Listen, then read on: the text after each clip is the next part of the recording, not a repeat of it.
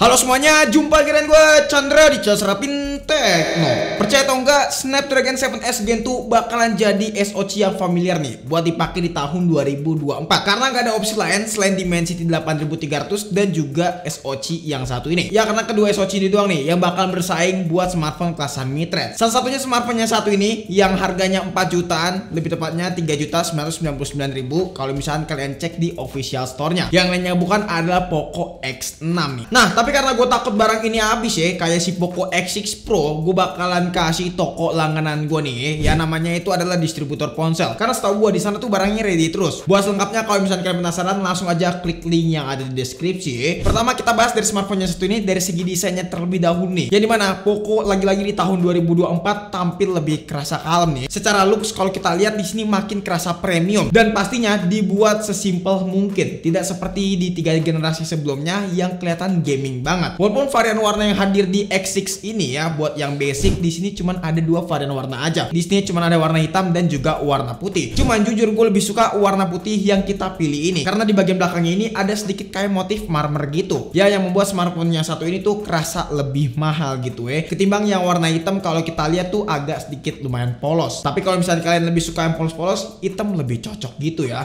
Ketebalan smartphone yang satu ini bisa dibilang juga cukup lumayan tipis nih dengan bobot yang cukup lumayan ringan. Tapi walaupun tipis, gue bisa apresiasiin buat Poco karena masih ngadirin jack 3,5 mm. Lubang yang bener-bener sakti banget kalau misalnya ada di smartphone kelas mid-range buat di tahun 2024 ini ya. Karena memang mayoritas smartphone kelas mid-range udah pada ngapus jack 3,5 mm ini. Bagiannya bisa dibilang kecil tapi masih berguna banget bagi sebagian orang. Nah, ada bagiannya hilang dari smartphone yang satu ini dan menjadi salah satu upgradean cuy. Yang lainnya bukan adalah fingerprint. Untuk di seri Poco X6 kali ini fingerprintnya udah under display, bukan side mounted lagi seperti di seri sebelumnya. Nah, ngomongin layar, ini menjadi salah satu bagian yang menarik juga nih buat kita bahas, terutama buat smartphone ini. Soalnya Poco kali ini bisa dibilang nih membawa upgradean yang bener-bener serius. Bukan cuma serius tapi lumayan signifikan ya, terutama dari sektor layarnya ini. Di sini tingkat brightness-nya meningkat bisa dibilang cukup lumayan drastis. Yang sebelumnya itu cuma 1200 nits tapi sekarang bisa di-push sampai 1800 nits. Jadi kalau dipakai di outdoor bener-bener masih kerasa ringan. Tapi kalian jangan terkecoh sama panel AMOLED biasanya ini. Karena apa? Ya di sini panel AMOLED-nya udah 68 bit color,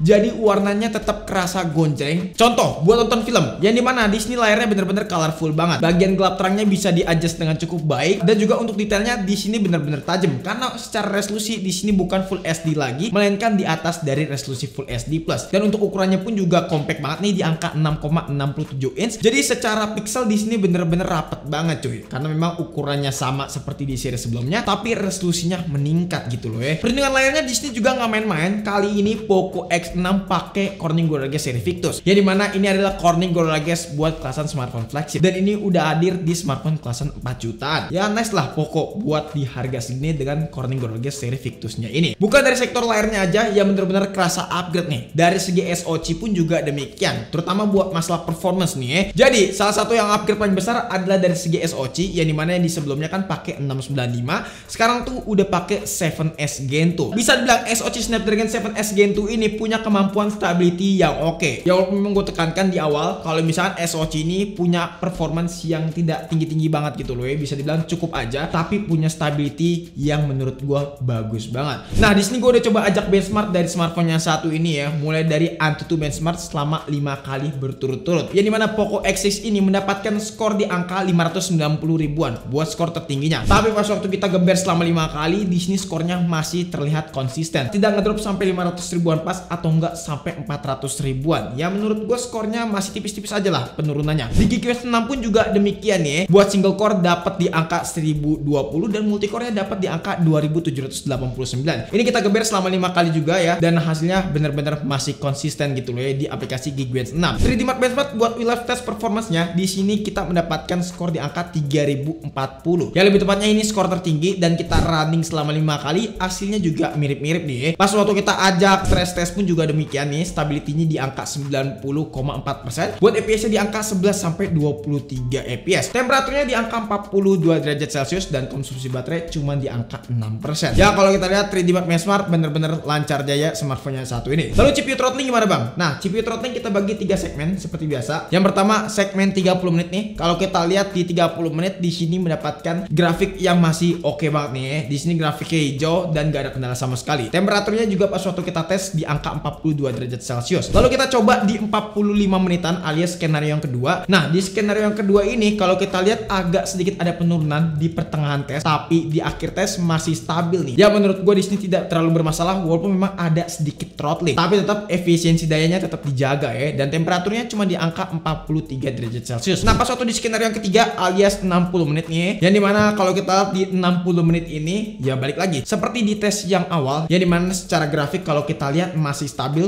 masih hijau semua, landai gitu. Dan untuk temperaturnya di angka 45 derajat Celcius, agak sedikit meningkat tapi menurut gua nggak terlalu bermasalah. Sekarang kita buat gaming test aja langsung. Di sini kita udah coba buat main game Mobile Legends Bang. Settingannya udah unlock ke super ultra dan untuk FPS ya nggak usah diragukan lagi, dapat di angka 90 FPS, mini banget terjadi frame drop. Jadi menurut gua nggak ada masalah sama sekali buat main game Mobile Legends. Baterainya berkurang 6% pas waktu kita geber main game Mobile Legends selama 25 menitan. Oke, buat PUBG Mobile game yang kedua, di sini presetnya udah tebus ke settingan smooth extreme ya teman-teman. Alhasil untuk FPS-nya dapat di angka 55 sampai 60 FPS, mini banget terjadi frame drop. Lagi-lagi kalau misalnya kalian lihat di sini grafiknya bener-bener stabil. Terus juga untuk suhunya di sini di angka 40 derajat Celcius, agak sedikit meningkat tapi menurut gua masih batas wajar. Dan juga untuk konsumsi baterainya berkurang sekitaran 7% ya teman-teman pas waktu kita main game PUBG Mobile selama 25 menit. Lalu game yang terakhir yaitu Genshin Impact, settingannya kita coba highest 60 FPS ya teman-teman. Alhasil untuk FPS-nya di sini dapat di angka 40 sampai 50-an FPS teman-teman. Temperaturnya agak sedikit menaik, ya temperaturnya cukup lumayan tinggi nih ya. Di sini kalau kalian perhatikan lebih detail untuk masalah grafik ada sedikit penurunan ya, walaupun memang ada sedikit frame drop tipis-tipis, tapi di sini cuma sekian detik aja, selebihnya lancar lagi teman. Temperaturnya juga meningkat di angka 43 derajat Celcius pas waktu main game Genshin Impact selama 20 menitan. Baterainya juga berkurang 8 sampai 9%. Jadi kalau kita lihat memang gaming test dan benchmark kemampuannya SoC tidak terlalu ngebut-ngebut banget, tapi stability-nya kalau kita lihat cukup lumayan oke. Nah, buat OS sendiri smartphone yang satu ini tuh sayangnya si Poco X6 masih menggunakan MIUI 14 dan gue yakin memang bakalan dapat HyperOS sih, tapi nggak tahu nih fixnya kapan. Ya harusnya sih akan hadir secepatnya. Kalau misalnya enggak sih auto di demo ya, soalnya yang X6 Pro-nya aja udah pakai HyperOS. Semoga smartphone ini udah bisa pakai HyperOS ya secepatnya gitu loh ya. Tolonglah Xiaomi. Buat kapasitas sendiri belum kita mention ya, kita hampir lupa nih. Karena memang secara kapasitas baterai di sini ada sedikit upgradean juga ya teman-teman. Yang dimana di sini kapasitasnya 5160 mAh dengan dukungan fast charging 67 watt. Ya yang sebelumnya itu cuma 33 watt aja. Nah, kapasitas baterai segini buat screen on time-nya bisa bertahan 11 sampai 10 jam. Ya memang semuanya itu balik lagi ke penggunaan kalian juga. Kalau misalnya penggunaan kalian cukup lumayan boros, baterai bakalan tetap boros ya. Oke, sekarang kita beralih ke bagian kamera, yang dimana ini bagian salah satu yang paling penting kalau misalnya kita ngebahas sebuah smartphone. Apalagi kalau misalnya kita ngebahas smartphone Poco, yang dimana kalau kita tahu kan Poco itu nggak terlalu menggembor-gemborkan soal kamera. Contohnya dari segi megapiksel nih, yang dimana udah 64 megapiksel buat kamera utama dengan dukungan OIS juga. Lalu ada 8 megapiksel untuk ultrawide dan juga 2 megapiksel untuk lensa makro. Oke, kita bakalan coba dari kamera utama terlebih dahulu. Yang dimana di sini kalau kita lihat warnanya itu ciri khas Xiaomi banget ya. Walaupun secara dynamic range cukup lumayan nggak begitu luas, tapi SDR-nya di sini bener-bener kerasa banget nih. Terutama untuk bagian detail kecil ya, seperti awan atau enggak bagian langit nih. Yang dimana di sini SDR-nya bener-bener bisa di-adjust dengan cukup baik, dan beberapa foto yang kita ambil juga SDR-nya bisa di-manage. Namun kalau misalnya kita ngomongin detailnya kalau kita lihat di sini tidak terlalu tajam, tapi not bad lah menurut gua. Detailnya masih kerasa oke, dan yang penting sih masih bisa dinikmatin dengan cukup oke gitu. Dan yang terpenting kalau misalnya kita cropping hasilnya nggak begitu pecah cuy. Nah, buat kamera malamnya pun juga demikian ya. Perbedaannya memang kalau kita lihat tidak terlalu signifikan, terutama dari segi warna dan juga detail. Tapi baik lagi kalau misalkan mode malam ini saran gua foto dalam kondisi pencahayaan yang cukup. Kalau misalkan pencahayaan yang nggak cukup, hasilnya bakalan kerasa banget ketimbang hasil kamera utamanya cuy dalam kondisi siang hari. Tapi untuk kamera malamnya menurut gua not bad lah, so good sejauh ini. Kekurangannya cuma kalau misalkan kita shoot ke bagian lampu, di sini nimbul yang namanya flare. Ya memang seperti smartphone normal aja nih HP, ada flare tipis-tipis pas waktu kita foto malam hari kalau misalnya kita arahin ke pencahayaan. Kalau untuk kamera ultrawide-nya pun juga demikian nih. Kalau kita lihat hasilnya nggak jelek-jelek banget dan nggak bagus-bagus banget. Standaran aja gitu ya buat di kelasan harga 4 juta. Tapi secara dynamic range di sini tidak terlalu luas seperti di kamera ultrawide dan SDR-nya juga tidak terlalu overexposure ya kalau kita lihat. Hasil warnanya juga masih oke seperti kamera utama, tapi yang jelas kamera utama menurut gua lebih much better ketimbang kamera ultrawide. Hal ini wajar banget lah ya. Lalu buat kamera selfie sendiri di sini secara resolusi udah 16 megapiksel dan hasilnya kurang lebih seperti ini. Ya kalau kita lihat hasilnya tidak terlalu bagus-bagus banget lah ya, karena memang nggak terlalu expert buat kamera selfie nih. Jujur aja smartphone-nya satu ini. Tapi hasilnya menurut gua much better lah ya. Soalnya kamera depannya kalau kita lihat buat rekaman nih, di sini kerasa stabil walaupun agak sedikit zooming gitu. Oke, ini adalah hasil kamera depan dari Poco X6 5G. Jadi ini bukan seri Pro-nya. Ini anginnya cukup kenceng banget. Dan untuk kestabilan menurut gue ini cukup stabil ya untuk kamera depan. Dan untuk dynamic range-nya lumayan cukup bisa menghandle beberapa bagian-bagian yang overexpose. Tapi ya tetap aja. Tapi ini udah lebih mending sih daripada beberapa kamera depan di smartphone sekelasnya. Jadi ini maksimal di resolusi 1080p 30 frame per second. Sedangkan ini adalah kamera belakang dari Poco X6 5G di resolusi Full HD 30 frame per second di kamera ultrawide. Dia nggak bisa 60 fps. Untuk kamera ultrawide kita rekam handheld. Hasilnya seperti ini. Kita tes apakah bisa ganti lensa. Oh, ternyata nggak bisa ganti lensa ya. Jadi kita harus matiin dulu untuk ganti lensa utamanya. Nah, kalau ini adalah kamera utamanya atau lensa utamanya dari Poco X6 5G di resolusi Full HD 30 frame per second. Baiknya atau bagusnya, Poco X6 ini kamera utamanya bisa rekam 4K 30 frame per second. Jadi ini hasil di Full HD 30 frame per second. Dan hasilnya cukup ngebantu sih OIS dan IIS-nya. Cukup stabil. Gimana menurut kalian?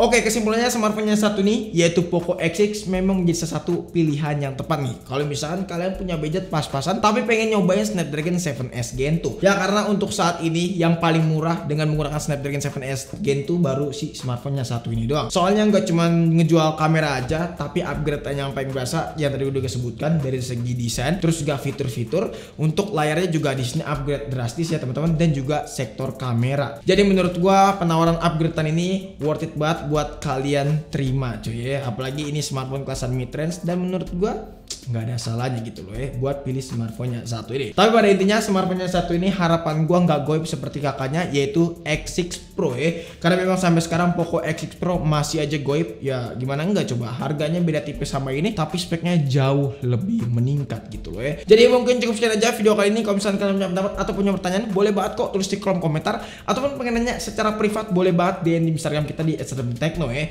Pengen join komunitas kita buat nanya-nanya ataupun pengen sharing informasi boleh banget klik link yang ada di deskripsi. Chandra pamit, sampai jumpa di video selanjutnya. Until next time, goodbye.